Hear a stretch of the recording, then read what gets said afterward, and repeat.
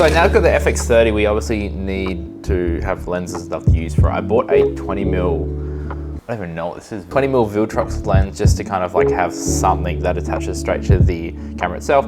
But I've got so much EF glass, so figured I'd check this out. What is this? Oh wow, there are so many. Oh my God, that is crazy.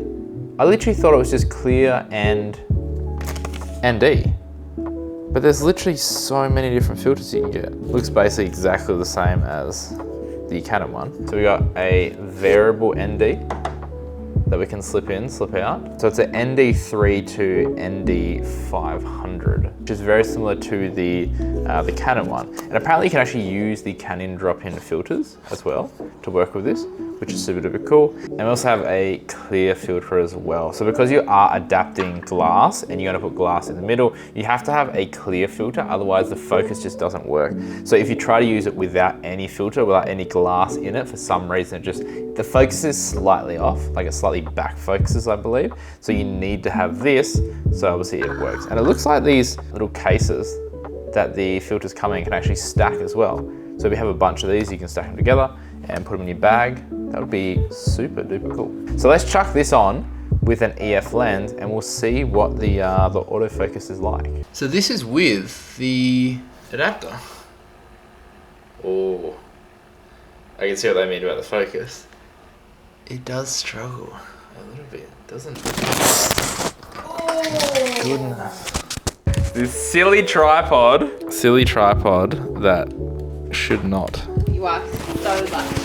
That almost broke everything. Literally everything. Right, so we're shooting with the Makey adapter now, and don't get me wrong, you can get some really, really good results out of it. But the biggest problem I found is just that the autofocus is way too unreliable. Like here I am trying to get set up for a shot and we're waiting for the autofocus to pick up that I'm, talking, that I want to be focused on me. I think it's finally in focus there.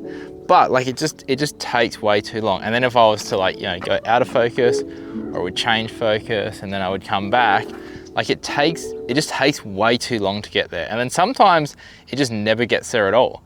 Like it just like this, like it's out of focus. I'm kind of waiting for it finally, but it's just way too long. So now see, I'm just like waiting for it to focus. And it's kind of hunting a bit as well. Like I can hear it and I can see on the lens that it's hunting, trying to figure it out. So right now it's proving me wrong. It's actually doing a pretty good job. So this is like vlog style on the Sony FX30 with the adapter and the Canon 16-35mm f2.8. I love vlogging on the 16mm, even though this is a Super 35mm sensor. Like if I was to flick this around, try to get a shot.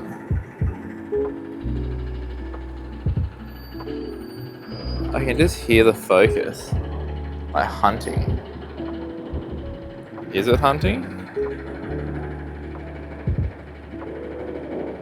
And then if we flick it back around, the weird thing is that sometimes it works like really good, and then other times it just seems like it doesn't work at all. And I haven't been able to figure out what settings seem to make it work, what settings seem to not make it work. Like it just seems super duper random, which is not great. All right, so I've been testing this out for a while now, and the big downside of this is just the reliability of the autofocus. Sometimes you can get it to work really good, and other times you just can't. Obviously the main benefit of this adapter is being able to have that variable ND behind the lens. So you can change the lens without having to actually change the filter on the end of the lens every single time. Now this was a problem that kept happening. So it would get into focus and then I would start to walk, start to track, and it would just slowly go more and more out of focus. And the only way I could actually fix this was by disconnecting the adapter and connecting it again, and then something happened and then suddenly it started working. And I noticed that when the camera fell asleep, sometimes it would revert back to this mode, which is obviously not great. So there was often times where I'd have to disconnect the adapter and connect it again to stop this from actually happening.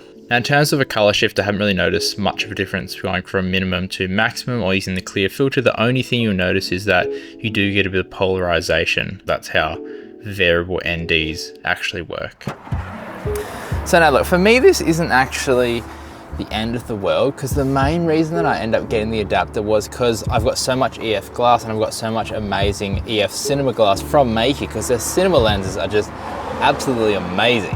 And I wanted to be able to utilize those more on the Sony FX30, because the reason I got the Sony FX30 over the FX3 is because it's also a super 35mm sensor, which is literally the same as the Canon C70. So the autofocus wasn't the main reason why I got this adapter. And if you are looking at getting this adapter and you want to get it for the autofocus, I would probably recommend getting a different adapter, because it's just not super duper reliable. However, if you want a budget adapter to be able to use your EF cinema lenses or any lenses that are maybe manual focus, and you don't want to have to, you know, add an ND filter on every single time. Coming from a Canon C70, just being able to have the drop-in filters was literally what I wanted, so I can just quickly swap between my cinema lenses and still have full control over the image without having to screw on filters and all that kind of stuff. And that is exactly how I'm going to be utilizing it moving forward. I'm just going to be using it for that variable ND, because no one else does that. Like, I literally cannot find that anywhere. And yeah, you can get cheap EF adapters for manual focus lenses and all that kind of stuff, but